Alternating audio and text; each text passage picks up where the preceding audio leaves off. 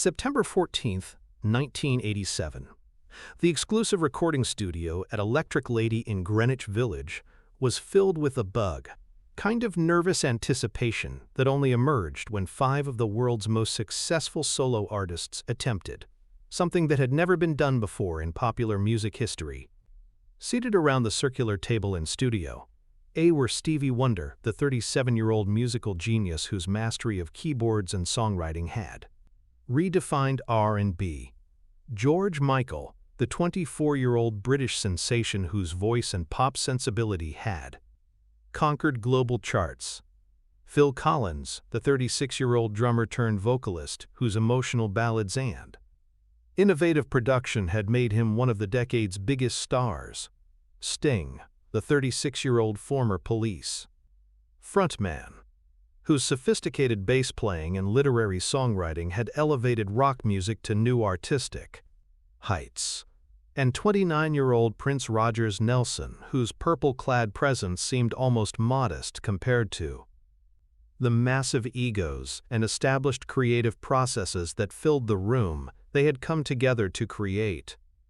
Harmony for Hope, a charity supergroup formed to record a single song that would raise funds for children's music education programs worldwide, with each artist contributing their signature style to what was intended to be a collaborative showcase of their individual strengths. But when Prince quietly suggested that they try a completely different approach to their musical arrangement, an approach that would require each legendary artist to abandon the comfortable creative territories that had made them superstars and venture into uncharted musical waters, none of them could have predicted that his contribution would be so revolutionary, so personally transformative, and so artistically fulfilling that by the end of their 6-week collaboration, 4 of the 5 participants would make the shocking decision to put their solo careers on indefinite hold and dedicate themselves entirely to this new collective musical entity that Prince had somehow created around them. If you want to discover the moments when Prince's musical vision transformed not just songs but entire careers, please subscribe to our channel and turn on notifications. What you're about to witness proves that true artistic leadership means showing others possibilities they never knew existed within themselves. The formation of Harmony for Hope had been initiated by legendary music producer Quincy Jones, who had been searching for a way to create a meaningful musical response to declining funding for arts education in Port Daubard's public schools. Jones wanted to organize a project that would both raise awareness and generate substantial TARD funding to address this crisis.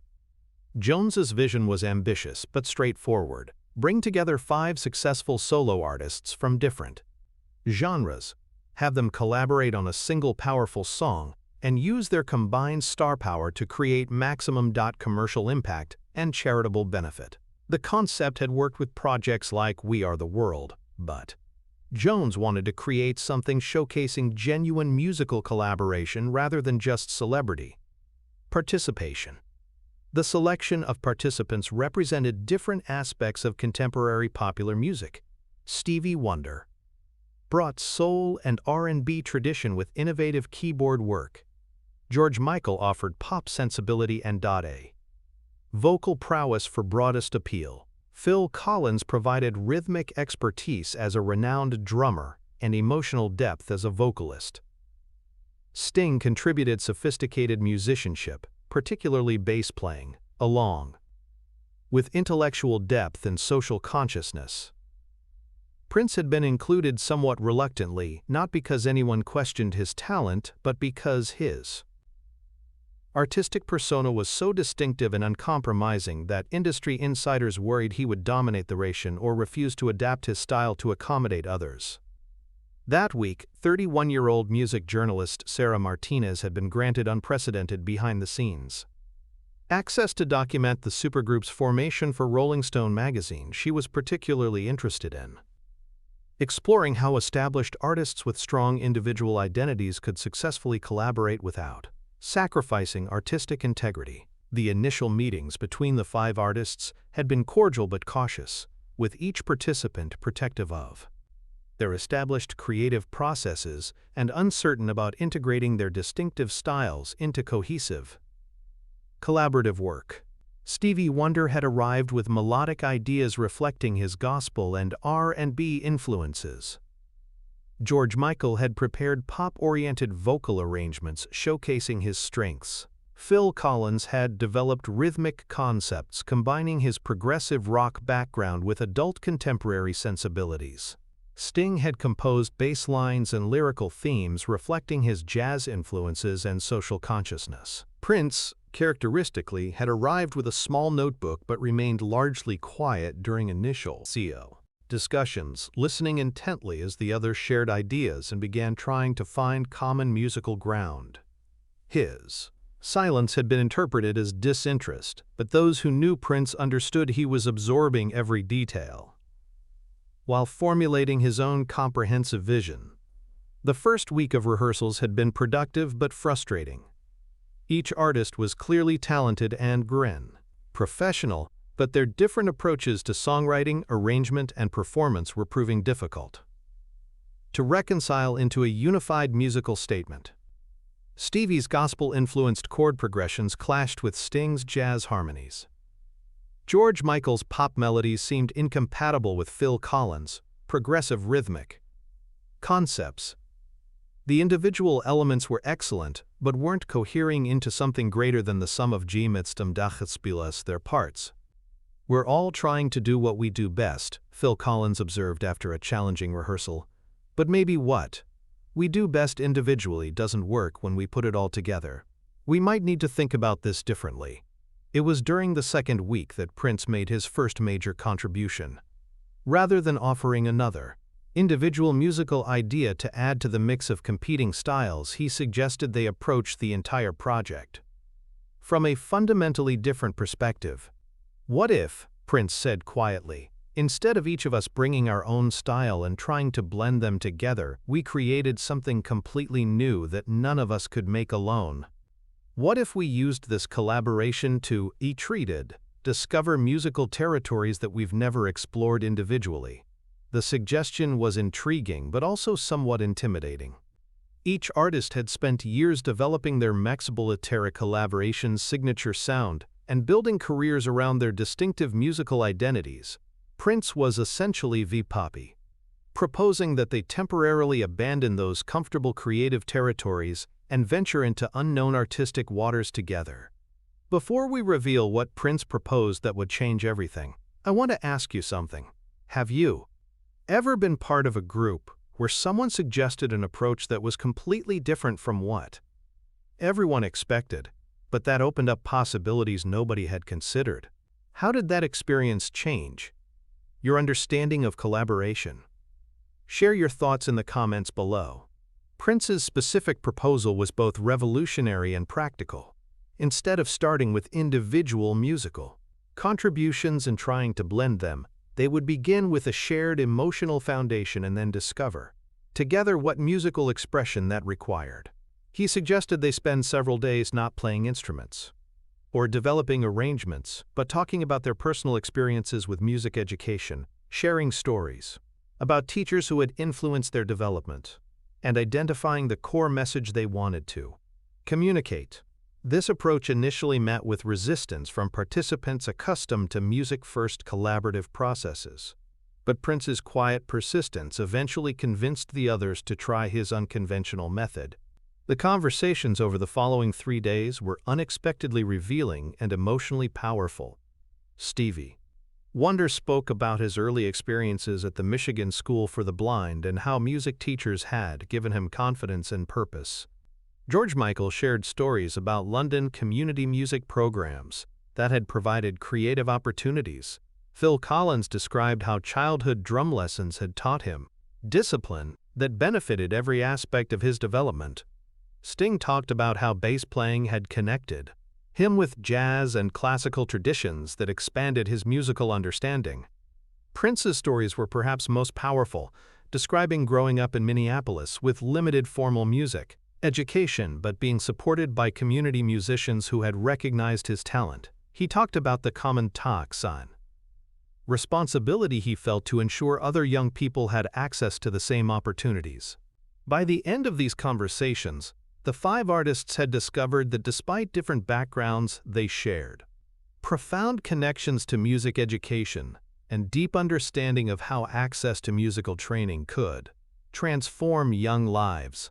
They began to see each other not as competitors but as fellow artists who shared fundamental values that transcended individual career concerns. When they returned to active musical collaboration, everything had changed. Instead of trying to blend established styles, they found themselves exploring new musical territories together, creating sounds and arrangements that none had ever attempted individually. The song that emerged, titled Tomorrow's Symphony, was unlike anything any of the five artists had ever recorded. It began with a simple melody Stevie Wonder had discovered during their conversations, supported by harmonic progressions, combining jazz, classical, gospel, and rock traditions. George Michael's vocals soared over arrangements showcasing not just technical abilities, but emotional depths his solo work had never explored. Phil Collins' rhythmic contributions created foundations both complex and accessible. Sting's bass provided melodic counterpoint that wove through the arrangement, while Prince's guitar and keyboard work created textures that enhanced everyone else's performances without dominating. The recording took 4 weeks to complete, remarkable not for the length of time but for how each artist discovered new dimensions of their creativity through collaboration.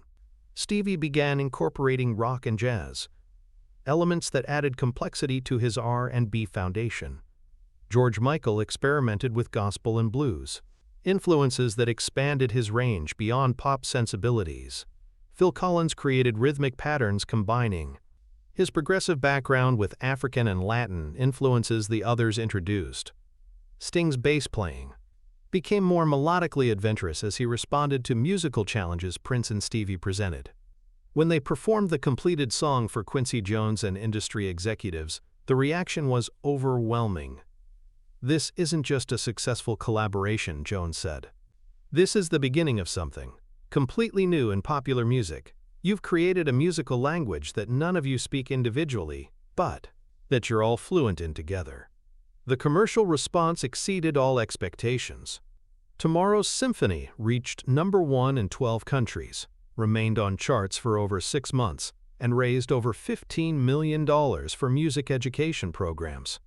But the most significant impact was on the artists themselves. By the time recording was completed, all five had experienced such profound creative fulfillment and artistic growth that they found it difficult to imagine returning to individual solo careers. The decision to put solo work on hold wasn't made lightly. Each had established careers, contractual obligations, and business relationships that would be significantly affected. But the creative satisfaction and brew possibilities they'd discovered proved more compelling than the security of individual career paths. Stevie Wonder was first to announce his decision. "I've spent my entire adult life making music as a solo artist," he said in a press conference that shocked the industry. "But these months have shown me creative possibilities I never knew existed."